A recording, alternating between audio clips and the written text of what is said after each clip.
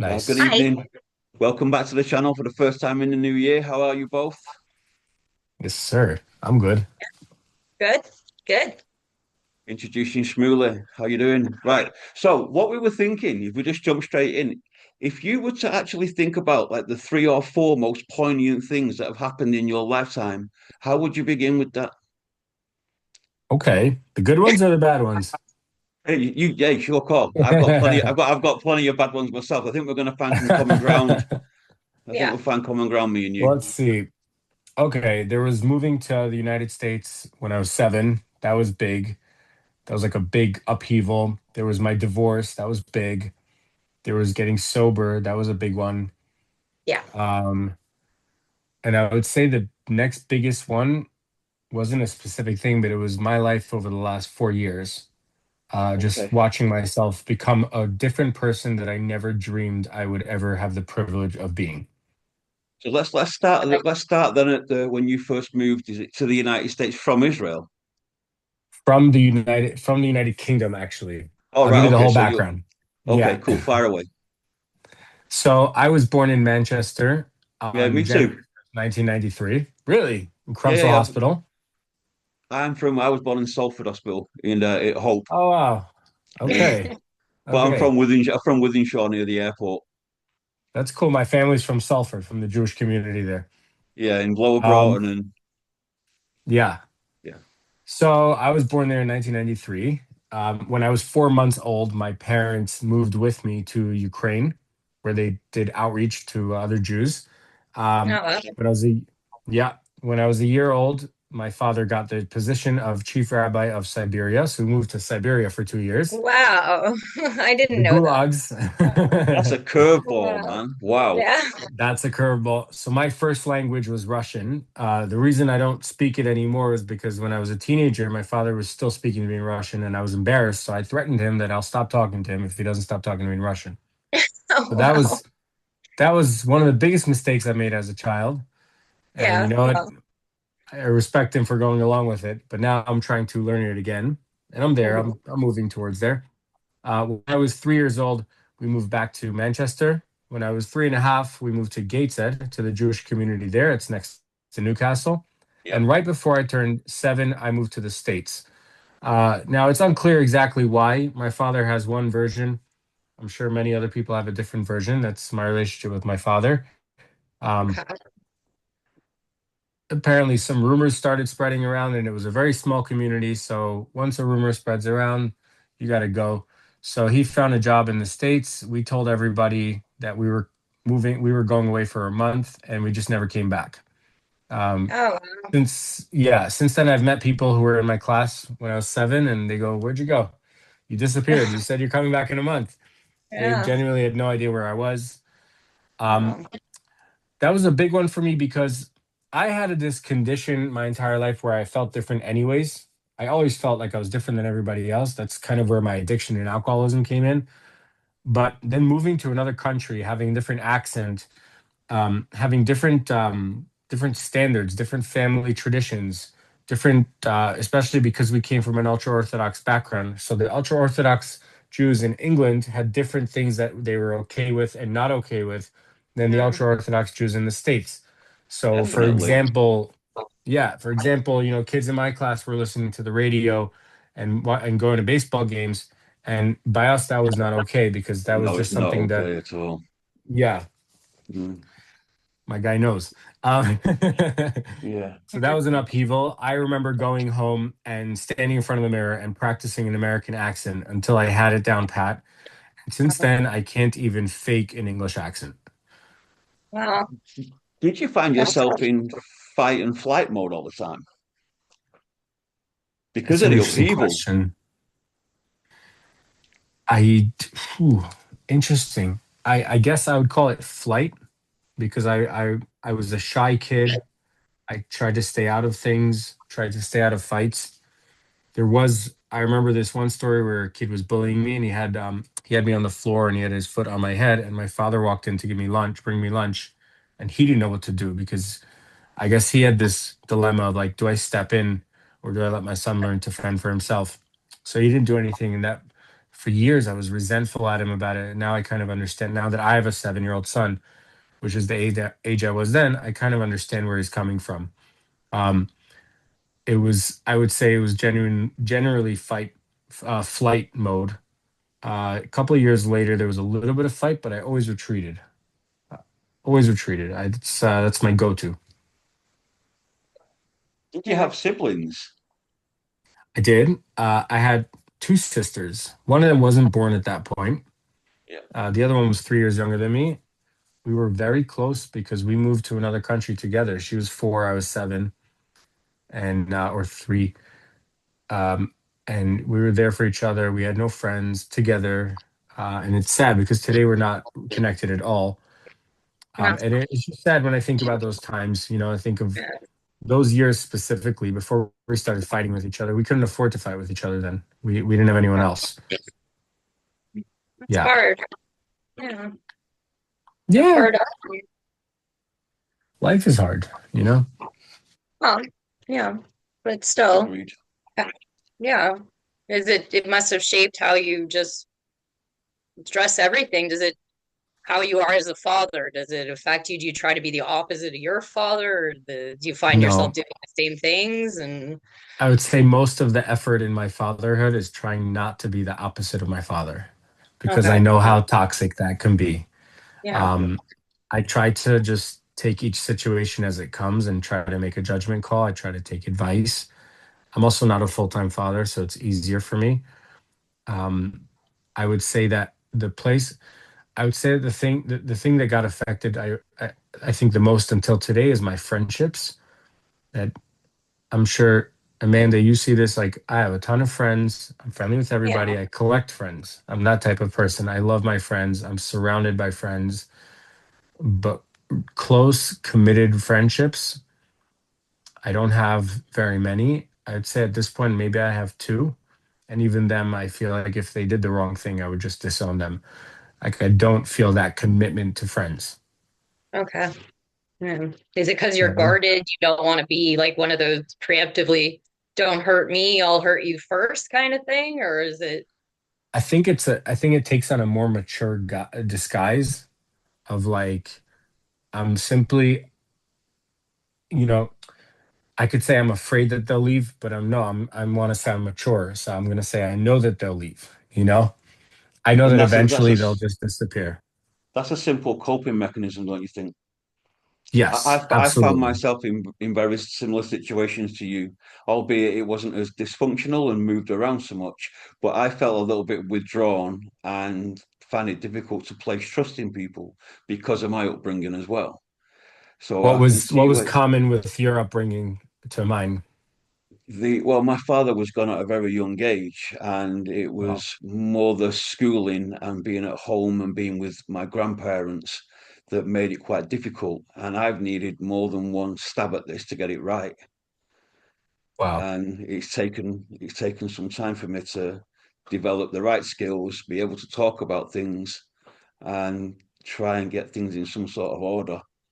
Um, so Wow. yeah, I understand what you've been through, and surely as a kid growing up, that kind of lack of a solid base of where you are, that surely is affecting you in adult life, and with the ability of hindsight, you're not doing that to your son, I guess. Sure. Yeah, with my son, I think that there's this intuition that comes into play if I allow it. Um, and every situation really is unique, and I've definitely become less judgmental of my parents since I would say in the last 2 years when my son, from 5 to 7 turned into someone with real personality. Like, we have real Yeah, arguments and real challenges, and him not wanting to take a bath will turn into a full-blown fight that could last hours. That's the age that he is. And I yeah, suddenly start to understand where they were coming from. I still don't agree with their decisions, but I understand why they did them, and I'm less resentful at them. Takes a that's little huge, while, I doesn't think. it? Yeah, Yeah. it takes a little while to find that forgiveness button, doesn't it? Yeah, I can't say I found it yet. I really want to though. I'm dying to. Like for selfish reasons, What a great I'm just answer. like, right? For selfish purpose, I don't want to hold on to this anymore. You know, Yeah. I find it affecting my life. Forget It's them. I also just don't, you know? it's Yeah. also Did it really affect good. your did it affect your marriage, you find? How did In that ways, part in did ways, you not in trust ways. being married at all? Like how are you in relationships because of it? Not just I, friendships. I've I have problems in relationships as well. I haven't been able to pinpoint the actual issue, because I do feel like if I met the right person, I'd be fine with them. But I seem to have issues getting into relationships. Let's just say first dates, easy. Second dates, still kind of easy. Third dates, quite rare. Fourth dates, they're like endangered species that you have to see on exhibit somewhere for some zoo that held on to them just to keep them safe. You know, I definitely there's something there for sure. Um, it affects. I would say it affects my career a lot more than it affects my relationships. Really? Because yeah, I would say that like when I'm working, like 70% of my energy is going towards fighting this voice in my head that's telling me you're not going to do this, you're not going to be able to do this, you're not going to be able to do this. And most of my energy is going towards that. And whatever's left, I'm able to use to focus on what I'm doing. So that gives me a lot of issues focusing. It's hard for me to focus on one thing because it's just not exciting enough to actually focus. And, I'm busy fighting that big voice. So I'm going to be taking care of it. I only recently was able to articulate that this is going on. So I'm taking care of it. I'm going to go see a therapist that I met, and that's hopefully going to solve that issue. But I would say, to answer your question, Amanda, in my marriage, um, there was definitely it was definitely a twist because my parents kind of kicked me out when I was 18 when I stopped being religious. And when I got married at the age of 22 or 23, I can't remember what age it was, they kind of re-entered my life. They were very excited that I got married. They wanted to be a part of it. They paid for the wedding. They paid for, furniture and things like that.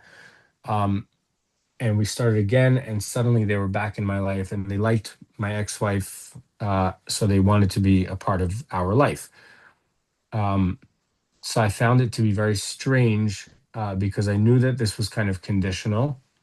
And then when we started running into issues, they immediately took my ex-wife's side.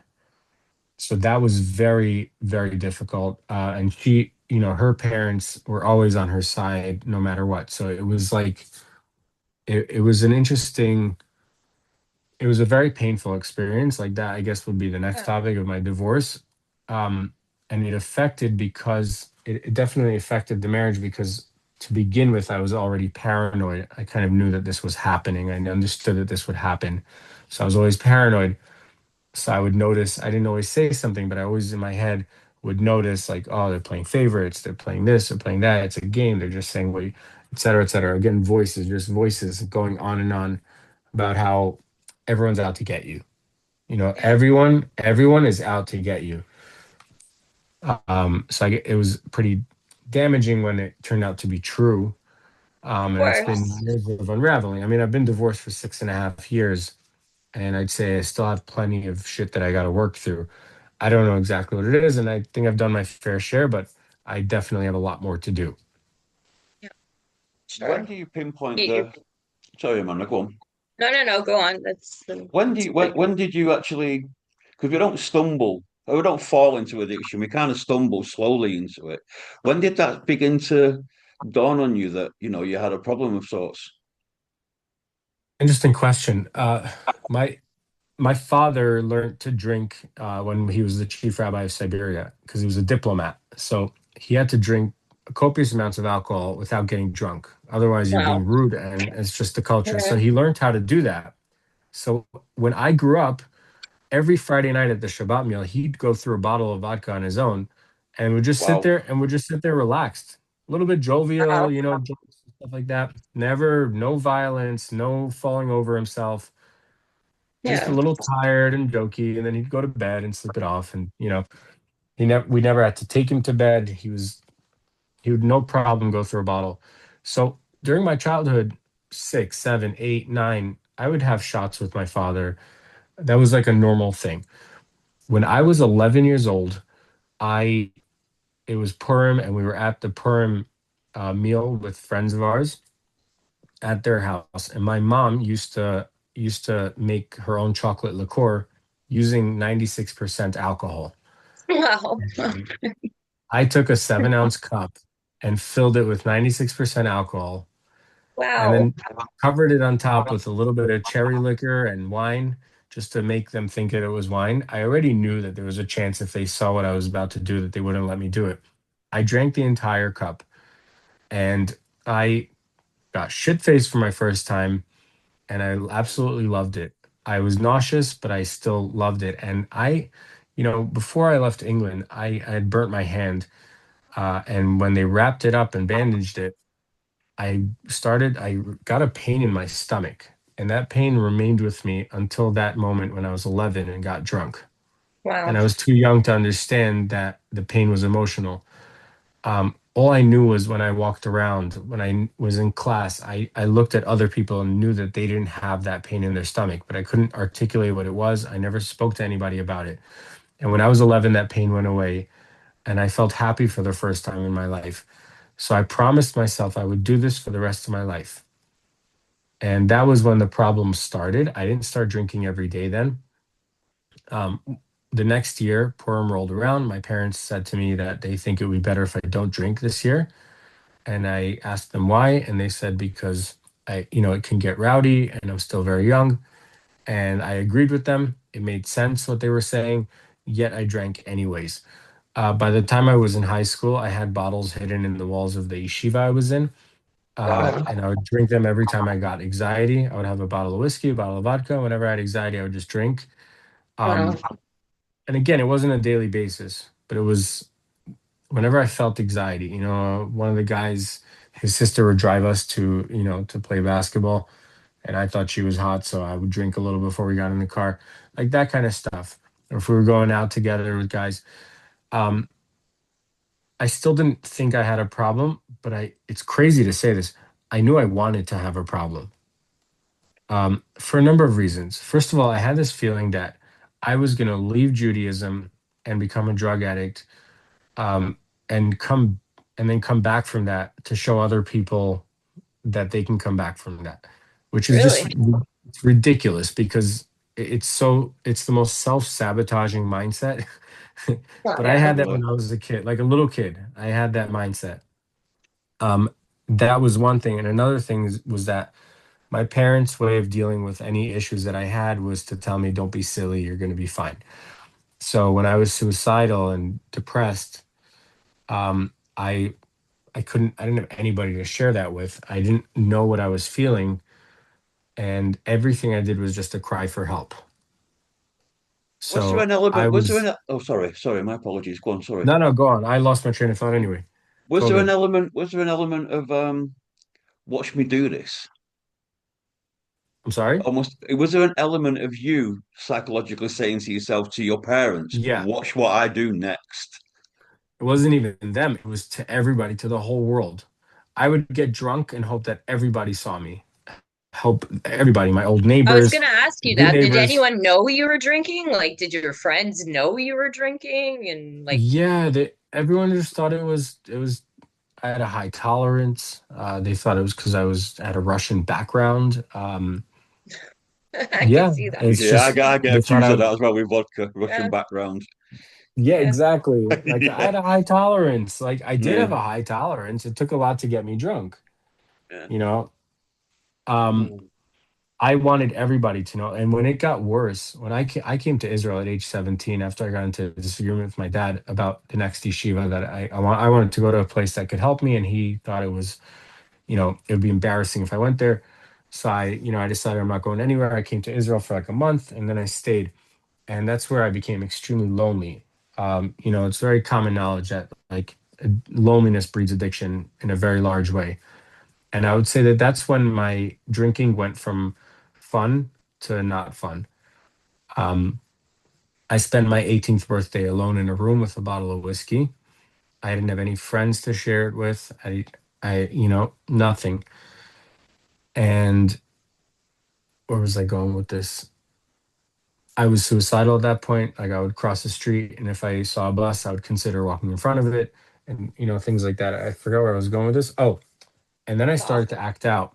I made a few friends, and I was trying so hard to fit in with them. These were like friends who weren't so religious. It was a new crowd for me. I was very intimidated by them, and I was trying everything I could to fit in. So I would do anything that I could do to fit in. And every time I would do something crazy, I would call my dad drunk and tell him what I did. Like everything I did was a cry for help. Everything. Would he That's an react? How incredible, would yeah. he, what did he say? He didn't know what to do with me at that point. He didn't know what to do with me. He was trying to get advice from other people. He was praying a lot. That I know. Um, but yeah, he also kind of made me, he made me stay in Israel. Like he didn't let me come home. So I ended up being on the streets here for a little bit. Like I wouldn't say homeless. Like I never slept on a park bench, but I couch surfed. Like I didn't have a home, so I would just, bounce from couch to couch, and my belongings were always somewhere else from where I was sleeping. Um, and that, yeah, I'd say at that point he really was trying. Since then, he's switched. Like he just kind of just excommunicated me from the family, and it's pretty much final at this point.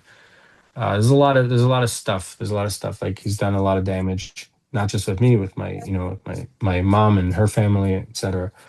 Um, so it's kind of like I was brought up in a mini cult, but it got more cultish after I left. So I was the first one to leave, and I'm the only one who's left. Like everyone else is still very much on his payroll, on doing what he says, Oh, doing exactly what he wants them to do. He was always very he would always, as soon as I felt excited about anything or happy about anything, he would always shut it down. So anytime my personality was shining, he would shut it down. He would say, "Oh, you're intimidating them. You're being too excited. You're being too this." So I was never able to just be myself, to the point where I didn't know who myself was.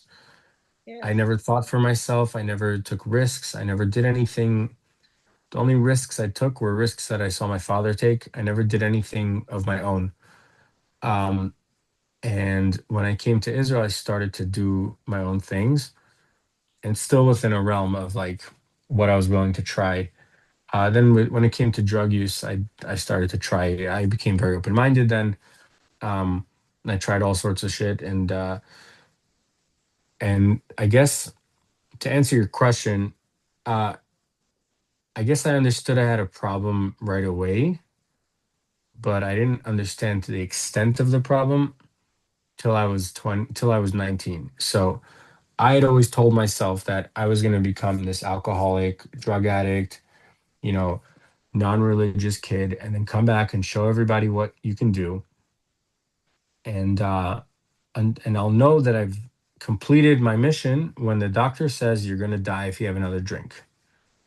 That was Uh, my young teenage thoughts. yeah. Then I was 19 years old, and I had a seizure, and the doctor told me you're going to die if you have another drink. So I Uh, said to myself, okay, all right, mission accomplished.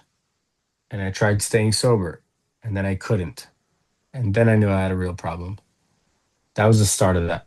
That was like, okay, I'm in a predicament here. Um, yeah. Even the circles that I've moved in Manchester when I was younger, this is a an incredibly tragic story you're telling me, because that's a very, very young age to be hitting that level. yeah. Um, where did you go from there at 19 years old? What was your next move? I started using opiates. That listen to this. Listen to my addict mentality. I said that I wasn't going to relapse, right? But I had never tried opiates before, so that's not a relapse. That's a lapse, and I genuinely believe that. You could have given me what's it called, a lying detector test. I would have passed. Well, What was you So that taking? was Oxy. my friend gave me some Roxy's. It was like these blue pills that he got from America. It was like a stronger version of oxys. Yep. I loved them. I was in a room for 2 days, throwing up out the window, not eating, not peeing, just doing my thing. And Itching then, and stuff. oh yeah, big time. And then, yeah, like I wouldn't say I started doing anything right away. I was a regular with Percocets, but then any other opiate that came around, I would try it. And this is the crazy thing. I was always scared to try shooting up heroin, but I really wanted to do it. But I was in a predicament because I knew that my friends loved me so much they would never show me how to do it. And I was too Yeah. scared to try it on my own. So when fentanyl came around, I did that for a couple of weeks and it was a blast. It was phenomenal. And I said after that, I was like, I need heroin. I have to try heroin. But I was still too nervous. Yeah. So that was the yeshiva year was over and I got an apartment. I had a friend who lived in Chicago and I was planning on flying to Chicago and moving into an apartment with him. And this is how great God is to me. Just to explain to you the mental health level of this potential apartment that we wanted to have was that the deal was that he only does coke on the weekends and I only do heroin on the weekends. That was our deal. So thank God that plan fell through. Yeah. Um, Thank God. like holy shit, yeah, Yeah. like for real. Um, I stayed in Israel. I got a job. I was doing Percocets regularly. I was doing all sorts of stuff regularly, and every time I took opiates, I would drink alcohol as well. So I was in a bad state. Um, and then yeah, I kind of spent every night. I lived in downtown Jerusalem, very central, where everybody drank. Suddenly, I had all these friends, because everyone wanted to leave stuff in my apartment or hook up in my Yeah. apartment or use my whatever it was or crash in my apartment. Suddenly, I had all these fake friends, and I would drink every night. And every night, I got shit faced and woke up the next morning with phone numbers in my phone w- called dope guy or heroin dealer. Basically, I had guts. Every time I got drunk, I would have guts to go and buy heroin, but I would never actually end up with the heroin in my pocket. I always ended up just getting a phone number that I was meant to call the next day. And the next day I was sober, so I didn't call them. And that's how it was. And thank God, by the time I got sober, I had never tried heroin. I've never tried heroin until today, never shot up. And I truly believe that I would have died doing it because I was known to be a clumsy person. I also always took more than I was supposed to take. Like that's just how my brain worked. When I was doing fentanyl, I was on a couch with a couple of friends and we all took a little strip and one of us took a bigger piece and then he OD'd in front of us. So he didn't die, but he just overdosed and we had to revive him. I didn't know what to do. We had to revive him in the shower. And I remember at that moment being afraid of death and saying, I don't want to die. And then the next thing I did was take a bigger piece than the one he took. That was just how my brain worked. There was zero control. I had no control over the amounts I took. So I know that if I started shooting up heroin, I think I would have died. I think that's what was going to happen because I was so skinny at that point and so like, I was just a shell of a human being. I was miserable. I didn't have any real friends. I didn't know who I could talk to. Everything was a struggle. The yeshiva didn't want me back. I remember the conversation till today. They said, "Hey, do you plan on coming back?" I said, "Yeah," and they're like, "Well, you can't." I'm like, "Why?" They're like, "Well, we have it. We've heard that you've been bringing girls to the dorm, which we don't allow, and you've been selling drugs to the other guys, which we don't allow, and you've been doing hard drugs, which we don't allow." And I was like, what? Who told you that bullshit? Like none of that is true, but it was all true. And what I ended up doing was going back against their wishes, putting all my stuff down because I didn't have anywhere to go. And eventually they made believe they let me back and kicked me out a couple weeks later for something, um, which was the best thing for me. And when they kicked me out, they said to me that we're very upset with your behavior. We don't want to see you again for a while. And you should just know that any situation you run into in your life that causes you difficulty, it's because of your drug use. Like, just know that it's all because of your drug use. And thank God I got sober a few months later. Well, Yeah. I attempted to. That was the point where I was genuinely attempting to get sober and I kept messing up. By the time August rolled around, that was in like, let's call it let's call it November. By the time the next August came around, I think I kind of got a handle on it. My sobriety date is December of the year after. It's only because I don't remember the exact date. I think it was around August. Um, and a year later, I came back to that same yeshiva as a dorm counselor for the other guys, which was just a nice way of making a full circle and saying like, Yeah, you for know, sure. I did well. I've taken on this program that's helped me get sober and I've rebuilt trust between them, and I'm here to do my best. So yeah, it was interesting. I forgot what question I was answering, to be No, no, honest. no. It's really nice to hear you speaking Yeah. so candidly. I don't really care about the any kind of questioning, but it's just nice to actually hear this. Where are you Thanks. at now? I'm in Jerusalem, in my home. Um, oh, you mean where am I at in life? Are you happy? Yes, I'll tell you, I still have my moments. Life is still a struggle at some points. I just picked up my 11-year coin 2 weeks ago. Amazing. Um, and like I said, last year when I picked up my 10-year coin, it was like a major milestone and everyone was congratulating me. And I was feeling a little bit down on my luck and like maybe I haven't done enough with my life. And I got really sarcastic. And I said to everybody, I was like, imagine you've been at a company for 10 years and your biggest accomplishment after 10 years is that you've been there for 10 years. I was like, this is bullshit. This is not an accomplishment. This year I looked at it very differently. I understand that it's a Good. milestone. I understand that Yes, it's an accomplishment. However, absolutely. yeah. However, I'm aware that I would not be I would not want to live my life if that was my only accomplishment. You know, I wouldn't want. I'd rather die. I'd rather use. I don't know. I would never want to. I don't. I'm not a believer in like. But at least you're sober. I'm not a believer in that. Yeah, Like I didn't do all there's a that work rush. just to live another sober day. I did all that work to have a life beyond my wildest dreams. And I'd say that in many ways, my life today is beyond my wildest dreams, and in some ways, not. I still struggle with things that I question sometimes. Why is it such a struggle for me? I don't understand why I'm struggling with this thing so much when at this point in my life it should be manageable. However, there are certain things in my life and certain things about me that every time I think about them, I'm like, I can't believe I have this. Like the lack of social anxiety, or like the ability to make friends and be real with people. It's just such a blessing. The ability to have not just to have a son, the ability to be real with him, to hang Yeah, out with him, and not be acting. I'm not acting. I'm genuinely having fun with him. I make genuine jokes to him the same way I would do with my friends. I don't curse with him. I don't talk to him about sex because he's too young for that. But I'm not hiding my personality when I'm with him.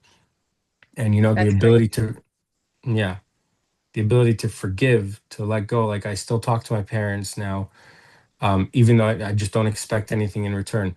The fact that I'm able to do that is a miracle for me because I was unable to do that. I was unable to separate and say, like, these aren't my parents. They're my kids. They're family members that I cannot rely on, just like kids.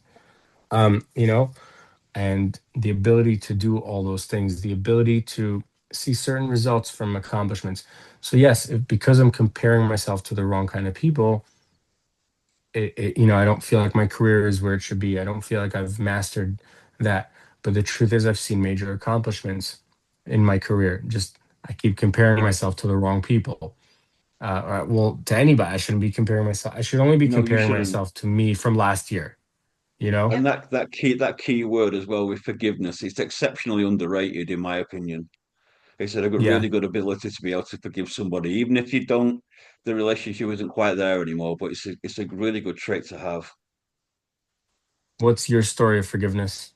Oh, right. Would you come back and do a second episode? Because that 40 minutes has flown by. Yeah, That'd be perfect. And we can pick this up from yeah, this. I'll actually be happily to discuss with you both about what I've been through as well. I would My love to story, hear. yeah, my story yeah. mirrors yours. So thank you very much for your time, and we'll rearrange and meet again this week coming whenever you're free. Yeah. We can lock in whatever. We'll talk on the chat. Perfect. Amazing, Thank you. Raphael and Amanda. Thank you. Really, I really So appreciate you guys happy you bringing me came. on. So Thank happy. you for being so honest and Yeah. candid. It's really good. You Yeah. guys Enjoy are the rest of awesome. you. Thank you. Take care, guys. Thanks. Bye. Bye.